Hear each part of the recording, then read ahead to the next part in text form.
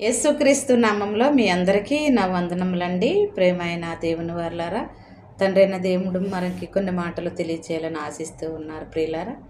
మరి స్త్రీలను గూర్చి పురుషులను గూర్చి కొన్ని మాటలు మరి పురుషులకి తెలియచేస్తూ ఉన్నాడు. ఎందుకంటే మరి పురుషుడు ఆదిలో మరి అవ్వ దగ్గర ఎలాగైతే పురుషుడు మోసపోయాడో మరి అక్కడి నుండి కూడా మరి పురుషుడు అనేవారు మోసపోతున్నారు. కాబట్టి మరి అలా మోసపోకుండా ఉండాలని దేవుడు వాక్యం మరి తెలియచేస్తూ ఉంది.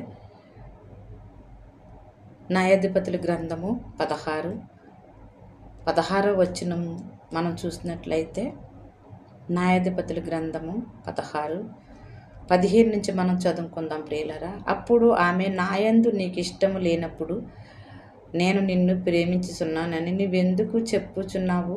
ఇదివరకు నీవు ముమ్మారు నన్ను ఎగతాళి చేసి నీ గొప్ప బలము దేనిలోనున్నదో నాకు తెలుపకపోతివని అతనితో అనెను.